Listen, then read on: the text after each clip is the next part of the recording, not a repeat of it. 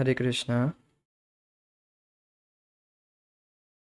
हम सील प्रभुपाद लीलामृत ग्रंथ से दूसरा अध्याय कॉलेज विवाह और गांधी जी का आंदोलन, इस अध्याय को पढ़ रहे थे। इस अध्याय का आज छठा दिन है। तो इससे पहले श्रील प्रभुपाद जी अर्थात अभय जगन्नाथपुरी के लिए यात्रा किए थे, और यात्रा से जब वे घर वापस आए तो क्या देखे, तो उस विषय में हम चर्चा करेंगे। तो जब अभय घर वापस आए तो उन्होंने अपनी युवा स्त्री को रोते पाया। तब उन्होंने सुना कि स्त्री की सहेलियों ने उससे कहा था, तुम्हारे पति घर वापस नहीं आएंगे। उन्होंने उसे समझाया कि चिंता ना करो, इस कथन में कोई सत्य नहीं है। मैं कुछ दिनों के लिए ही गया था और अब वापस आ गया हूँ। तो उस समय जब ट्रेन व्यवस्था तो रेल व्यवस्था चालू नहीं हुई थी, तो लोग तीर्थ यात्रा करते थे पैदल। तो इस यात्रा के दौरान ऐसा होता ऐसा होता था कि लोग घर वापस नहीं आ पाते थे। रास्ते में ही उनसे कुछ दुर्घटना हो जाती थी, या फिर कोई हादसा हो जाता था उनके साथ, क्योंकि लंबी लंबी यात्रा होती थी। तो एक आशंका परिवार वालों में रहता था, जिनके परिवार से उनके अपने सजन यात्रा के लिए जाते थे। पैदल यात्रा होता था। तो ऐसा है, हमारे यहाँ से भी कुछ ऐसे मुझे पता लगा कि कुछ कुछ भक्त लोग इस तरह से अयोध्या के लिए यात्रा किए साइकिल से। तो वो जब उनके बहुत दिन लगा अयोध्या के लिए यात्रा किए, तो जब यहाँ पर आए फिर वापस आए तो उनको माला पहनाया जा रहा था, बहुत दान दिया जा रहा था। तो ये सब बातें हैं। और वह बिल्कुल रुग्ण हो गए थे, जीर्ण शीर्ण हो गए थे उनका शरीर। जो भक्त लोग गए थे, एक दो भक्त लोग गए थे, मुझे पता चला ऐसा कुछ। तो जो भी हो, ऐसा एक मान्यता था कि जो व्यक्ति इस तरह से यात्रा के लिए जाता था, उनके वापस आने का बहुत कम नहीं आ पाते थे कभी कभी। तो एक आशंका बनी थी। यद्यपि अभय ट्रेन से ही यात्रा किए थे, फिर भी एक आशंका बनी थी उनकी। तो इसीलिए उनकी पत्नी रो रही थी। तो यहाँ पर आप देख सकते हैं कि उनकी एक पत्नी रो रही है। एक रिप्रेजेंटेटिव फ़ोटो है, नॉट एग्जैक्ट। तो यद्यपि उनके विवाहित जीवन का अभी अभी आरंभ हुआ था, लेकिन अभय को उससे संतोष नहीं था। राधा रानी दत्त एक सुंदर युवा लड़की थी, परंतु अभय को वह पसंद नहीं थी। वे सोचते, हो सकता है कि कोई दूसरी पत्नी इससे अच्छी हो, इसके अतिरिक्त एक दूसरी पत्नी। भारत में दूसरा विवाह करना सामाजिक दृष्टि से मान्य था, इसलिए अभय ने मामले को अपने हाथ में लेने का निर्णय लिया। उन्होंने एक अन्य लड़की के माँ बाप से मिलने का आयोजन किया, लेकिन जब उनके पिता को मालूम हुआ तो उन्होंने अभय को बुलाया और कहा, मेरे बच्चे, तुम दूसरा विवाह करने को आतुर हो, किंतु मैं तुम्हें सलाह दूंगा कि ऐसा ना करो। यह भगवान कृष्ण की कृपा है कि तुम्हारी वर्तमान पत्नी तुम्हें पसंद नहीं है। इसे सौभाग्य की बात मानो। यदि तुम अपनी पत्नी और परिवार में अत्यधिक आसक्त नहीं होते, तो इससे तुम्हारी भविष्य की तुम्हारी आध्यात्मिक उन्नति में सहायता मिलेगी। बहुत महत्वपूर्ण बात है।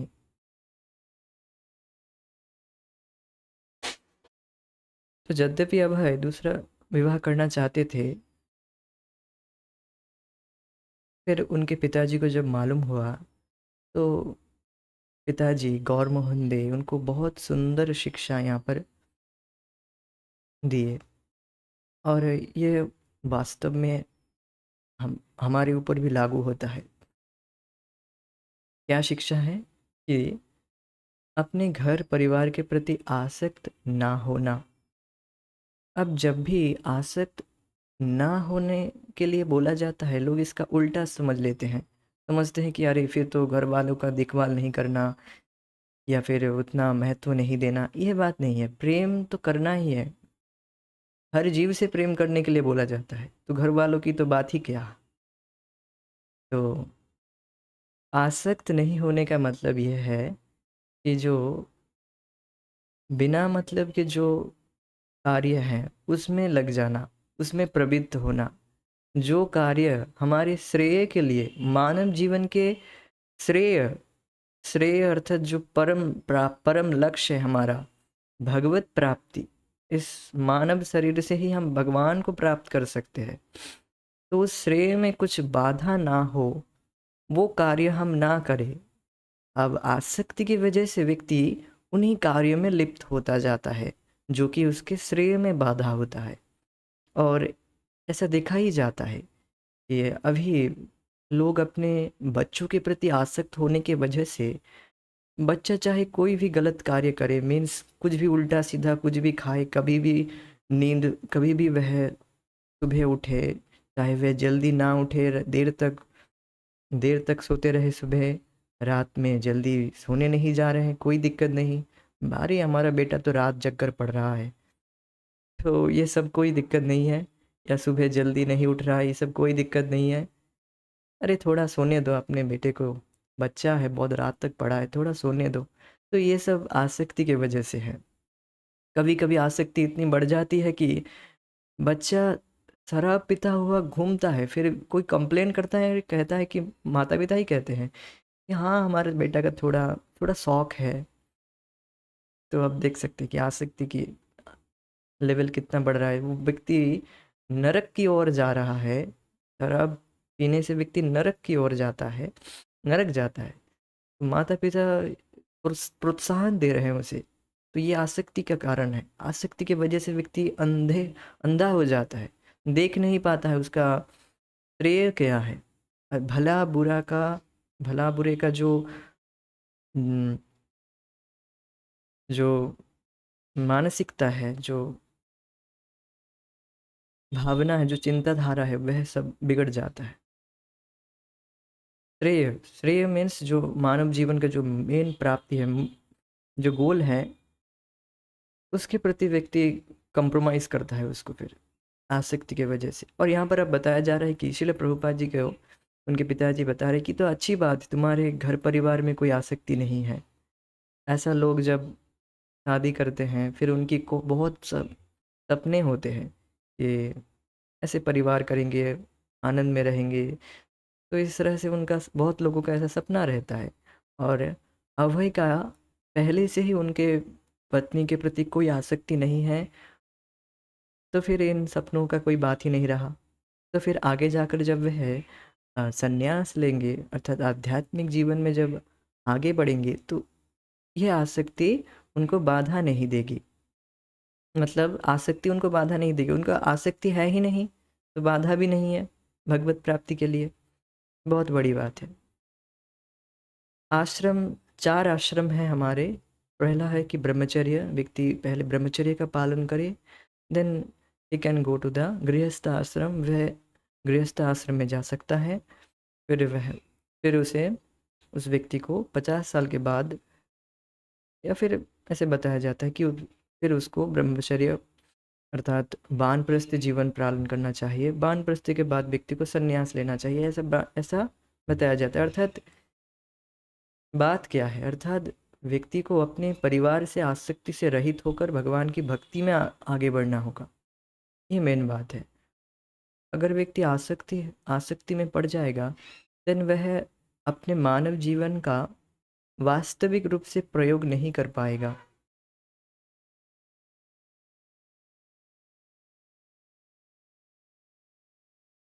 प्रहलाद महाराज गृहस्थी को इस गृहस्थी को गृह अंधकूप बताते हैं।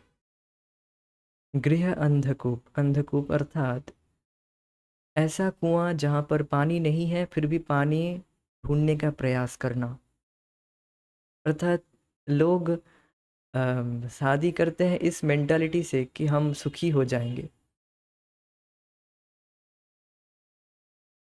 एक व्यक्ति सुखी नहीं है, दूसरा भी सुखी नहीं है, तो दोनों मिलकर सोच रहे हैं कि एक साथ आ जाएंगे तो सुखी हो जाएंगे। तो ये तो बहुत बड़ी इल्यूज़न है, बहुत बड़ा इल्यूज़न है, माया है। तो गृह अंधकूप बताया जाता है, श्रीमद् भागवत में बताया जाता है, प्रहलाद महाराज की उक्ति है कि गृह अंधकूप। इसीलिए बताते हैं कि वनम गत्वा यद हरिमाश्रयेत, वन में जाना चाहिए।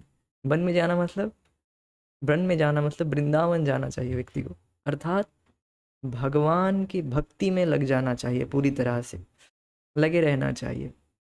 हरिमाश्रय, हरि का आश्रय करके, भगवान का आश्रय लेकर, अर्थात व्यक्ति को आसक्ति से रहित होकर भगवान के भजन को महत्व देना चाहिए। और आसक्ति से व्यक्ति कैसे बचे, ये भी प्रश्न होता है। आसक्ति का से बचने का बहुत सहज उपाय है कि भगवान के प्रति आसक्ति डेवलप किया जाए, क्योंकि हम आसक्त नहीं हो आसक्त कहीं ना कहीं होंगे ही, ना होए रह नहीं पाएंगे। या फिर हम माया के प्रति आसक्त होंगे या फिर हम कृष्ण के प्रति। तो आसक्त, हमें कृष्ण के प्रति अगर सहज आकर्षण हो जाएगा तो हम सहज ही माया के प्रति आसक्ति हमारी सहज ही छूट जाएगी। और ये वास्तव में व्यक्ति को भगवत प्राप्ति के लिए बहुत बड़ी बाधा है, ये आसक्ति। तो यहाँ पर बताया गया है इसीलिए कि ये तो बहुत अच्छी बात है, तुम्हारी कोई आसक्ति नहीं है। आध्यात्मिक प्रगति के लिए, आध्यात्मिक उन्नति में ये तुम्हें सहायता मिलेगी, ये बात है। यहाँ पर एक रिप्रेजेंटेटिव फ़ोटो रखा गया है कि गौर मोहन दे को समझा रहे हैं। अभय ने अपने पिता की सलाह मान ली। वे अपने पिता की आज्ञा का पालन करना चाहते थे और उन्हें उनका अंतर्गत दृष्टिकोण पसंद आया। अंदरूनी दृष्टिकोण की ये अच्छी बात है कि सच में मैं आसक्त नहीं हूँ, तो ये बहुत अच्छी बात है, मुझे दूसरी शादी नहीं करना चाहिए। अगर इस तरह से करूँ तो फिर मैं उसके प्रति आसक्त हो जाऊँगा, तो फिर यह आध्यात्मिक प्रगति के लिए उतनी अच्छी बात नहीं होगी। लेकिन वे विचार मग्न बने रहे। पिता की दूरदर्शिता से कुछ संभ्रमित भी हुए, अर्थात पिता की जो दूरदर्शिता है, दूर की सोच रखने वाला, से कहते दूरदर्शिता। हम इस जगत में कितना दूर की सोचते हैं, मैक्सिमम दिस लाइफ ओनली, इसी जीवन तक सोच पाएंगे, इससे ज़्यादा कुछ नहीं। इससे बाद के बात तो हम सोच ही नहीं सकते। जो भक्त होते हैं वह आगे के जीवन के बारे में ही सोचता है कि मुझे, मैं कैसा ये कार्य अगर मैं करूं तो मुझे आगे के जन्म में मुझे कैसा जीवन, कैसा मुझे बर्थ मिलेगा, कैसा शरीर मिलेगा, वो सोचता है। भक्त ऐसा विचार करता है कि ये कार्य करने से मेरे आगे के जीवन में क्या प्रभाव पड़ेगा। तो उनके पिताजी ऐसे दूरदर्शी थे और इसीलिए वह थोड़े संभ्रमित हुए और यह सोचकर उन्हें विस्मय हुआ कि भविष्य में किस प्रकार वे आध्यात्मिक जीवन में आगे बढ़ेंगे और पिता के प्रति कृतज्ञता अनुभव करेंगे कि यह सब उनके कारण है। पिता का यह विचार कि आध्यात्मिक जीवन में भविष्य में तुम्हारी उन्नति अभय को बहुत पसंद आया। जो पत्नी उन्हें मिली थी उसे उन्होंने स्वीकार कर लिया। आगे हम पढ़ेंगे। हाँ, उनकी जो पत्नी थी वो थोड़ी सी वेल्दी फैमिली से बिलोंग करती थी, तो उनका ऐसा स्वभाव हम देखते हैं कि एक बार जब शिल प्रभुपाद जी श्रीमद् भागवत रचना की है, श्रीमद् भागवत पर तात्पर्य लिखे वो रातों रातों जग कर, तो फिर एक दिन उनके पत्नी ने भागवत को लेकर उसके विनिमय में चाय के बिस्कुट खरीद के लेके आ गए। तो थोड़ी सी बात है, जो भी बात है ये उनके आध्यात्मिक प्रगति के लिए अच्छी बात है, तभी ना वे घर छोड़ पाए और आगे जाकर इतने बड़े प्रचारक बने। तभी ना हम आज श्रील प्रभुपाद जी की कृपा को प्राप्त कर पा रहे हैं। तो जो भी हो, ये सब भगवान की व्यवस्था है। We should not take it and other negatively, we should not take it कि भगवान जो भी करते हैं, अगर हम भगवान की भक्ति करेंगे तो भगवान at the end of the day हमारे लिए सारी व्यवस्था कर देते हैं। हमारी आगे से आगे हम जो सोच भी नहीं सकते वो व्यवस्था भगवान कर देते हैं। और भगवान हमारा हर वक्त भला चाहते हैं। यद्यपि उस समय हमें ना लगे कि हाँ, ऐसा क्यों हो रहा है, ऐसा क्यों मेरे साथ ही ऐसा क्यों हो रहा है, किंतु at the end of the day आप देखेंगे कि हाँ, सच में ये अच्छा हुआ। अगर आप भगवान की भक्ति करते जाएंगे, भगवान सब व्यवस्था कर देते हैं। अभय चरण दे का नाम उन छात्रों की सूची में सम्मिलित था जिन्होंने बीए परीक्षा उत्तीर्ण कर ली थी और जिन्हें डिप्लोमा के लिए आमंत्रित किया गया था। पर अभय ने निर्णय कर लिया था कि उन्हें स्कॉटिश चर्च कॉलेज का डिप्लोमा नहीं चाहिए। यद्यपि एक ग्रेजुएट के रूप में उन्हें बड़ी अच्छी रोजी मिल जाएगी, लेकिन वह रोजी अंग्रेज धब्बे से धूमिल होगी। यदि गांधी जी को सफलता मिल गई तो भारत को शीघ्र ही अंग्रेजों से छुटकारा मिल जाएगा। अभय ने अपना निर्णय कर लिया था। जब स्नातक दिवस आया तो कॉलेज के अधिकारियों को पता चला कि अभय ने डिप्लोमा अस्वीकार कर दिया है। तो देख सकते हैं कि वह डिप्लोमा को अस्वीकार कर रहे हैं। हाथ जोड़ लिया, नहीं चाहिए हमें डिप्लोमा। तो इस तरह अभय ने अपना प्रतिवाद दर्ज कराया और गांधी जी के नारे को स्वीकार करने का संकेत दिया।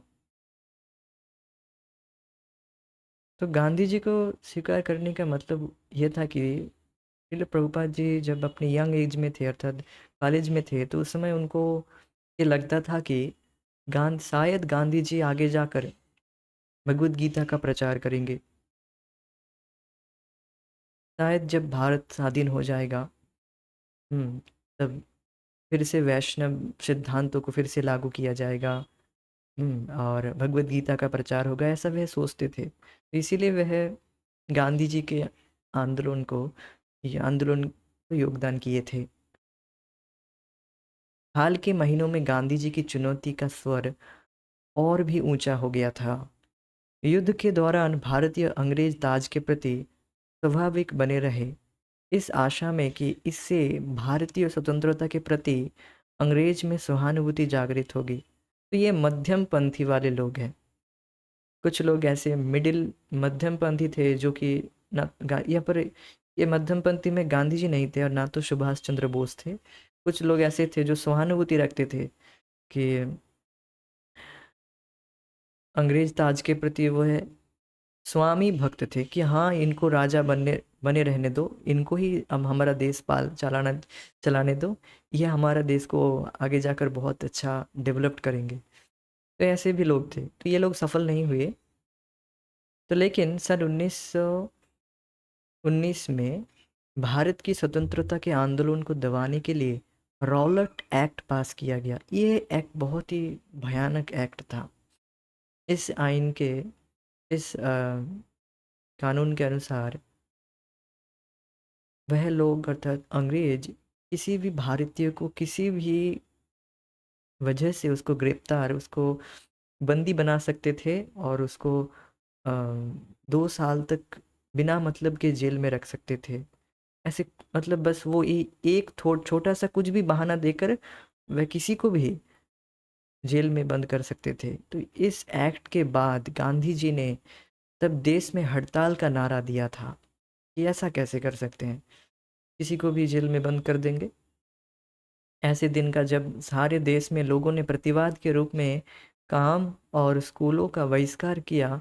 यद्यपि यह अहिंसापूर्ण प्रतिवाद था, एक सब एक हफ्ता बाद अमृतसर के जालियांवाला नाम के सार्वजनिक बाग में अंग्रेज सैनिकों ने उन सैकड़ों शस्त्र रहित निहत्थे भारतीयों को गोली उसे मौत के घाट उतार दिया, जो वहाँ शांतिपूर्ण सभा के लिए एकत्र हुए थे। तो जालियनवाला बाग जालियनवाला बाग इस हत्याकांड के विषय में सभी लोगों को पता होगा। बहुतों को पता है कि इस हत्याकांड में जालियनवाला बाग, अमृतसर के जालियनवाला बाग, वहाँ पर 1000 डेढ़ हज़ार ऐसे कुछ लोग इकट्ठे हुए थे और बिना शस्त्र रहित बस शांतिपूर्ण सभा में वह बस सभा कर रहे थे कि हमें विदेशी चीज़ हम ग्रहण नहीं करेंगे, स्कूल कॉलेज अब हम अपना खोलेंगे। तो ये सब कुछ के लिए वह सभा कर रहे थे शांतिपूर्ण रूप से। बट इस रॉलेट एक्ट के तहत से रॉलेट एक्ट के चलते वह लोग इनको घेर कर 100 अंग्रेज आए और इन सभी लोगों को घेर कर सबको मौत के घाट उतार दिया सबको। ये बहुत भयानक हत्याकांड था। देख सकते हैं कि रिप्रेजेंटेटिव फोटो रखा गया है कि सभी लोगों को कैसे निहत्थे मारा जा रहा है। तो उसके बाद गांधी जी ने भारत के प्रति अंग्रेज साम्राज्य के इरादों में सारा विश्वास खो दिया। पूर्ण असहयोग का नारा देते हुए उन्होंने हर अंग्रेज वस्तु के बहिष्कार का आदेश दिया। सामान, स्कूल, न्यायालय, सैनिक उपाधियां आदि, और अभय अपनी डिग्री लेने से इनकार करने से गांधी जी के स्वतंत्रता आंदोलन से अपने को और घनिष्ठता से संबंध करने की दिशा में बढ़ रहे थे, किंतु उनका हृदय उसमें भी नहीं था।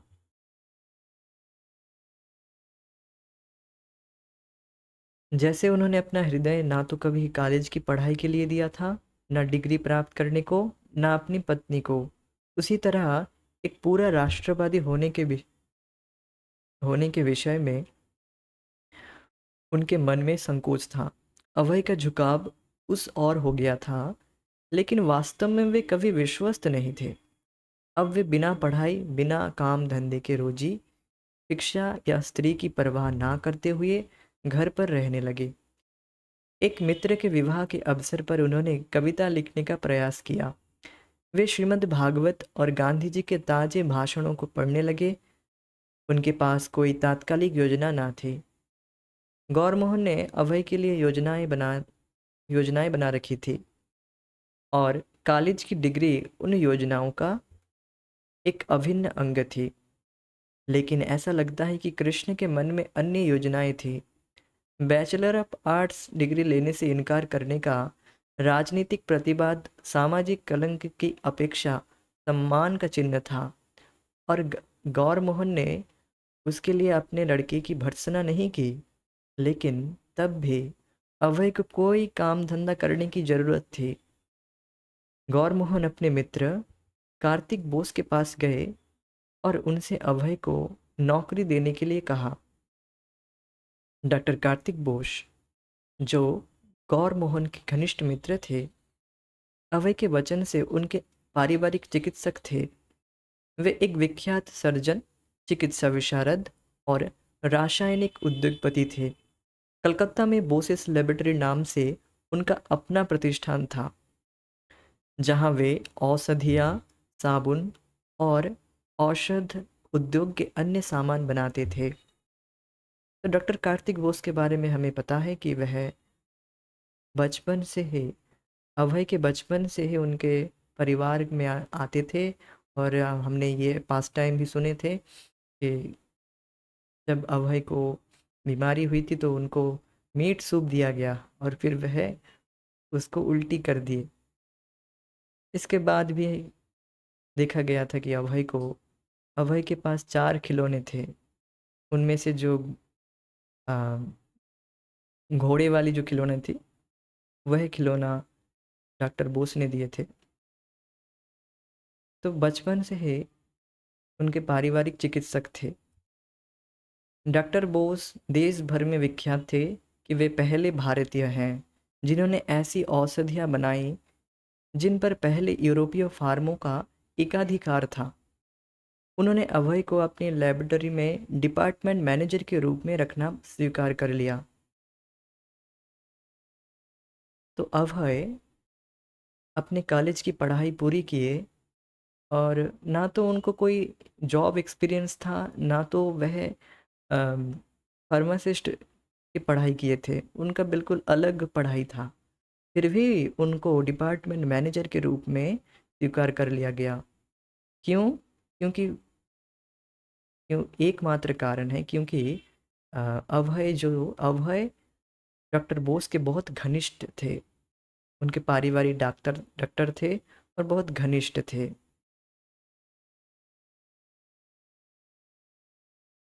तो देख सकते हैं यहाँ पर,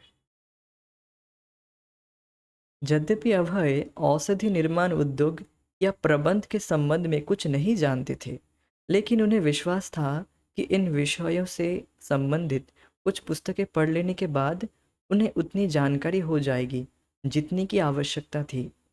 लेकिन जब इस युवक को अचानक डिपार्टमेंट मैनेजर का पद दिया गया, तो बहुत से कार्यकर्ता असंतुष्ट हो गए।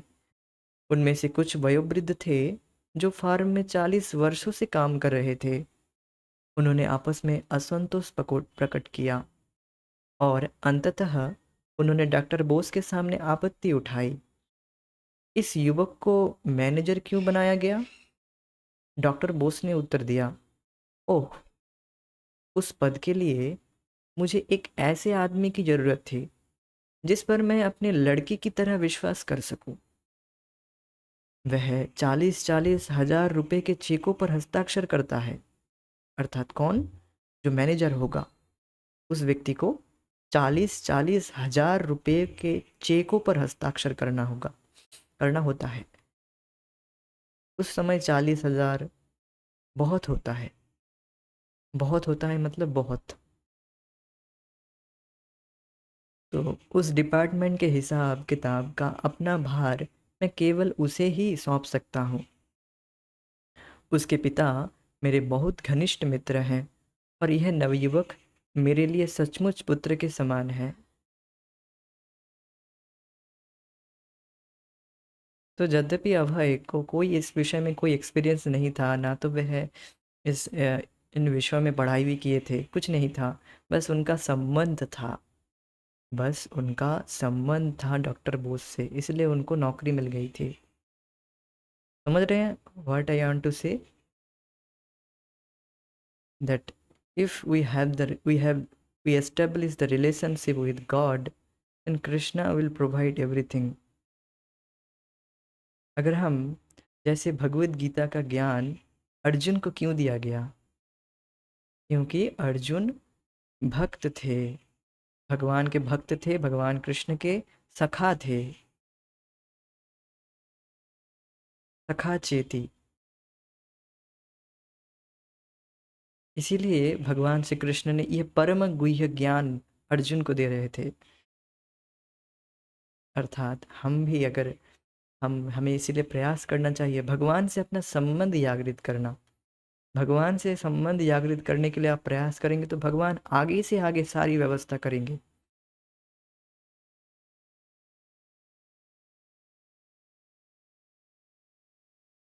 तो आप देख सकते हैं कि जगत में लोग, जो हायर पोस्ट वाले लोग होते हैं, उनसे अपना संबंध बनाना चाहते हैं।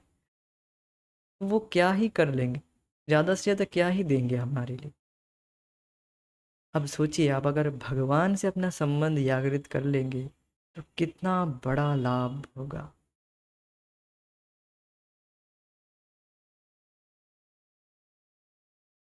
गौर मोहन ने अनुभव किया कि वे जो कुछ कर सकते थे उन्होंने किया। उनकी प्रार्थना थी कि विशुद्ध वैष्णव सिद्धांत, जिन्हें उन्होंने अपने पुत्रों को सिखाया है, आजीवन उसके साथ बने रहे और उसका मार्गदर्शन करते रहे। तो यह वैष्णव सिद्धांत बहुत महत्वपूर्ण होता है जीवन में आगे बढ़ने के लिए। जीवन में बहुत सारी दुविधाएं आती ही है और उनसे निपटने के लिए व्यक्ति को एक व्यक्ति को बहुत स्ट्रॉन्ग सिद्धांत को पता होना चाहिए, जिससे वह अपने लक्ष्य से अडिग रहे। और सबसे स्ट्रॉन्ग सिद्धांत है वैष्णव सिद्धांत। व्यक्ति को वैष्णव सिद्धांत में निपुण होना चाहिए, खासकर भगवद गीता, श्रीमद् भागवतम, इस इत्यादि ग्रंथ को पढ़ना चाहिए, सुनना चाहिए। श्रील प्रभुपाद जी के स्मॉल बुक्स को पढ़ना चाहिए, सुनना चाहिए। इन बुक्स को पढ़ेंगे तो हम वैष्णव सिद्धांत में बहुत हद तक निपुण हो जाएंगे और हमें अपने लक्ष्य से कोई भी डिगा नहीं सकता है, कोई भी। हम अपने लक्ष्य में अडिग रहेंगे। गांधी जी और उनके स्वराज आंदोलन के कारण अभय की कॉलेज की पढ़ाई भंग हो गई थी और उनका झुकाव राष्ट्रीयता की ओर अब भी था, लेकिन उसके पीछे राजनीतिक प्रेरणा उतनी नहीं थी जितनी की आध्यात्मिक दृष्टि। तो उनकी दृष्टि थी कि उनका जो प्रेरणा थी अर्थात राष्ट्रीयता में झुकाव, राष्ट्रीय राजनीतिक प्रेरणा नहीं थी। वह सोच रहे थे शायद भारत जब स्वाधीन हो जाएगा तब भारत में भगवद गीता का प्रचार होगा, एट्सेट्रा एट्सेट्रा। तो इसलिए गौर मोहन को संतोष था कि हाँ ठीक है कि अभय, वह देख रहे थे उनके बेटे का सहज रुझाव श्रीमद् भागवत के प्रति हो रहा था। श्रीमद् भागवत को वे पढ़ते थे और उसके प्रति उनका रुझाव था। तो यद्यपि वह अपना डिप्लोमा अस्वीकार कर भी दिए थे, कोई फिर भी उन वह देख रहे थे आध्यात्मिक रुझाव इनका ठीक है।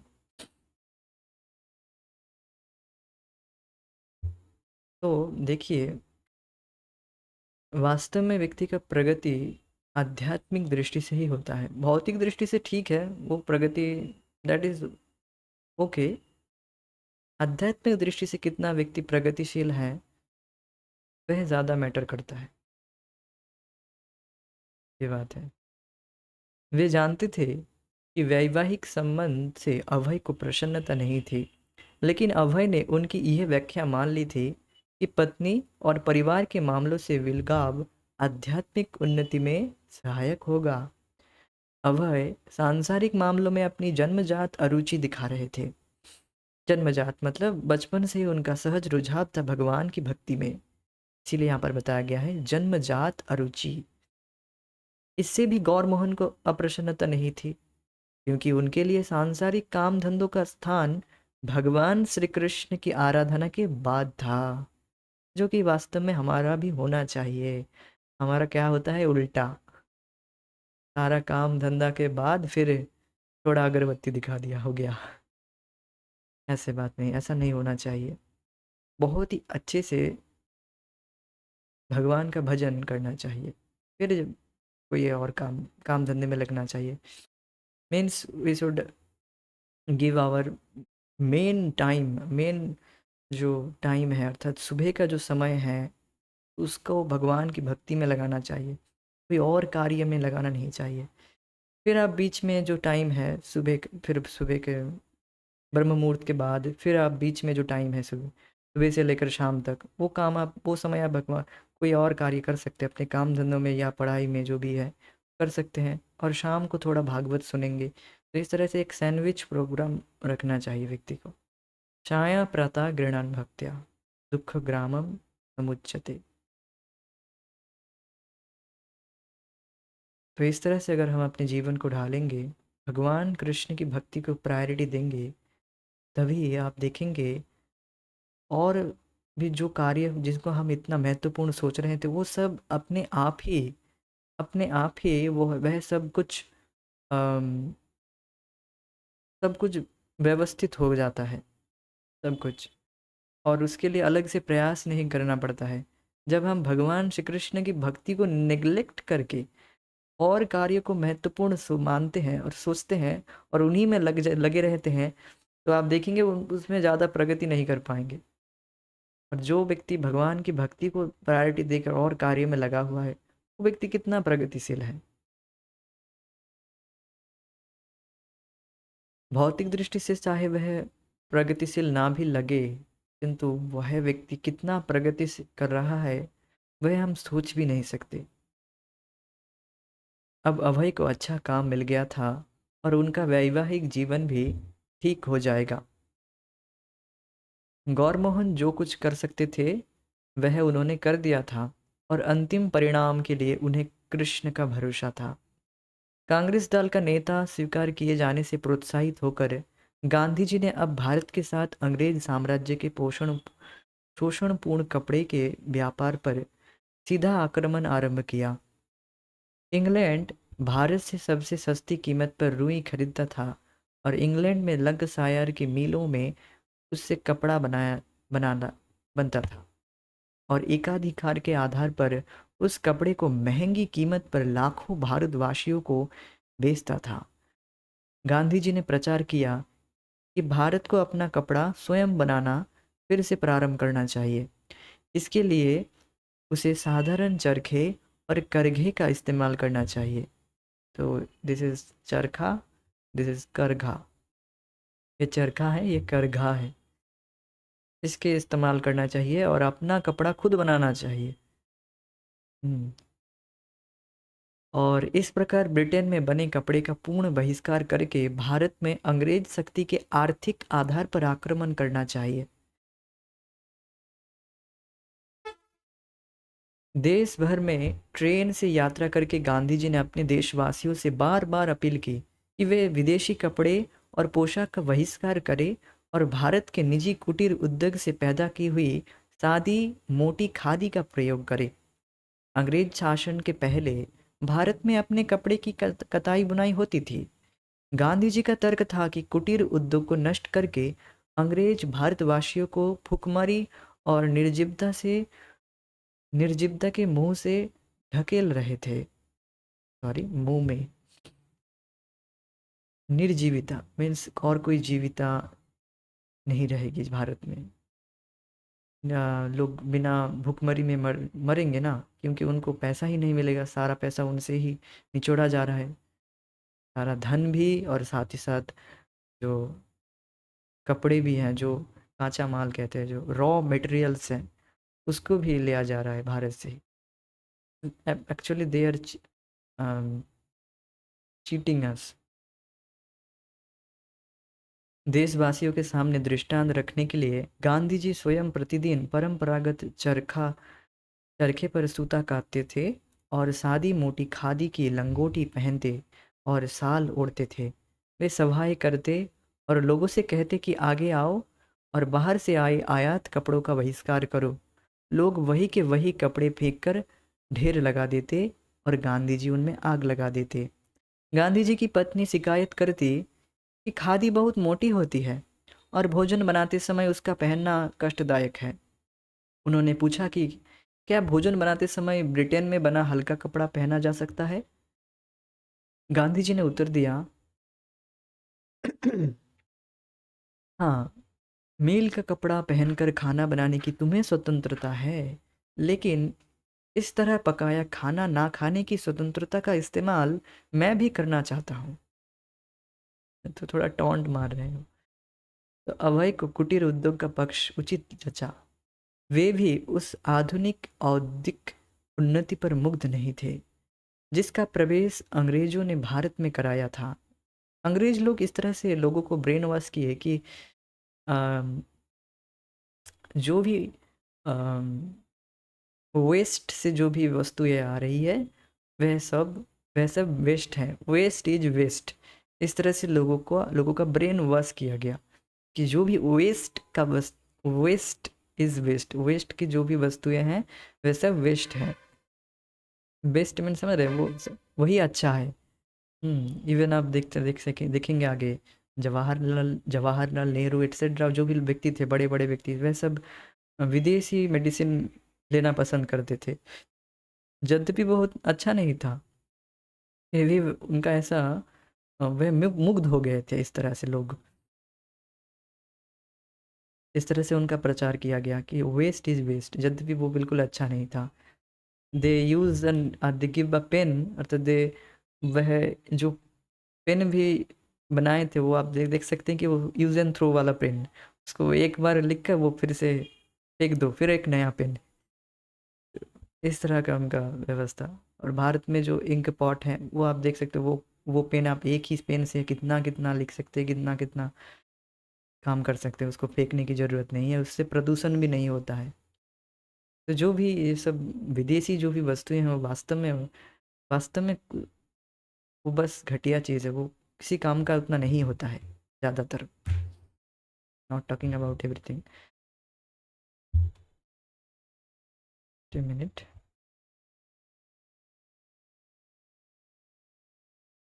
तो जो भी विदेशी वस्तुएं हैं वास्तव में वह सुख देने वाला नहीं होता है। वह केवल हमें और भी देह में आत्म बुद्धि में बुद्धि की ओर हमें अग्रसर करता है। आध्यात्मिक प्रगति के लिए जो विदेशी वस्तुएं हैं वो अच्छी नहीं होती है ज़्यादातर। जो जीन्स पैंट आदि होता है और जो भी वस्तुएं हैं, अब देखेंगे कि वो व्यक्ति को देह में आत्मबुद्धि कि मैं ये देह हूँ, यह भावना और ज़्यादा प्रबल कर देता है। जितना आप देखेंगे जो विदेशी वस्तुएं हैं वो, खासकर विदेशी वस्तुएं जो हैं, ज़्यादातर ऐसा होता है। I am not talking everything about it, सभी वस्तुओं के बारे में नहीं कह रहा हूँ, ज़्यादातर ऐसा होता है। और ये है भी कि हम अपने शरीर को ज़्यादा सजाने में, ज़्यादा चमकाने में लग जाएंगे तो वो देह में आत्मबुद्धि बढ़ जाएगा कि मैं ये शरीर हूँ। ये भावना जितनी बढ़ेगी उतना हम दुख भोगेंगे, क्योंकि दुख भोगने का कारण यही है कि हम अपने आप को देह मान रहे हैं, जो कि हम है नहीं। और सादा जीवन जिएंगे तो हम धीरे धीरे आध्यात्मिक में प्रगति में कर पाएंगे, अर्थात आध्यात्मिक प्रगति हमारी दृढ़ बनती जाएगी। मीन्स देखिए, सादा जीवन जीने का फ़ायदा ये है कि देह में मन नहीं जाता है, और मन अगर देह में लगा रहेगा फिर मन भगवान में नहीं लगेगा। इसीलिए सादा जीवन जीने के लिए बताया जाता है। आध्यात्मिक जो व्यक्ति अपना आध्यात्मिक प्रगति करना चाहता है, ये बात है। ऐसा भी नहीं है कि शरीर का ध्यान नहीं रखता है भक्त। जो व्यक्ति आध्यात्मिक प्रगति करना करना चाहता है वह ज़्यादा ध्यान रखता है शरीर का, किंतु वैसा नहीं, वैसे ध्यान नहीं रखता है जैसे एक भौतिकतावादी लोग, कि उसको चमकाने में ज़्यादा अच्छा अच्छा कपड़ा पहनना है, ये इसमें नहीं लगता है। भोजन आदि में और अपने शरीर में क्या खाना चाहिए वो सब ध्यान रखता है भक्त, किंतु वो सादा जीवन जीता है। सादा जीवन, you simple life and high thinking. Simple life जिएंगे तो हमारा मन भगवान में लगेगा, सहज ही लग जाएगा। ये बात है, ज़्यादा प्रयास नहीं करना पड़ेगा।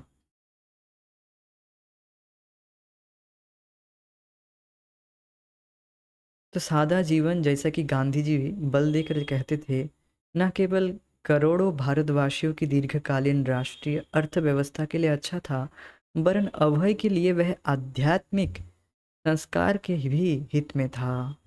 श्रील प्रभुपाद जी अपने छोटी पुस्तक में बताते हैं, सादा जीवन उच्च विचार। अभय ने मील में बने कपड़े त्याग दिए और वे खादी पहनने लगे। अब वे जिससे भी मिलते, चाहे वे भारतीय हो अथवा अंग्रेज, उसके लिए उनकी पोशाक उनका असल रूप प्रकट कर देती।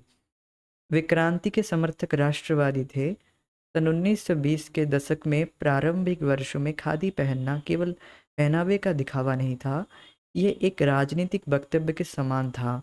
इसका मतलब था कि खादी पहनने वाला गांधीवादी है। श्रील प्रभुपाद जी वह तब कॉलेज में थे, तो उस समय उनको यही लगता था कि ये गांधी जी आगे जाकर भगवत गीता का प्रचार करेंगे, तो वह एक ऑलमोस्ट गांधी भक्त बन गए थे, मतलब गांधी जी को बहुत मानते थे, और ये बात भी था। तो इस तरह से हमारा दूसरा अध्याय, कॉलेज विवाह गांधी जी का आंदोलन, यहाँ पर एंड हो रहा है। आगे की कक्षा को हम आगे बढ़ाएंगे। हरे कृष्णा। तो यहाँ पर एक रिप्रेजेंटेटिव फ़ोटो है बस, नॉट ओरिजिनल। हरे कृष्ण। जय श्रील प्रभुपाद निताय गौर प्रेमानंदे। Hari Hari. Thank you so much. Thank you for joining. Hare Krishna.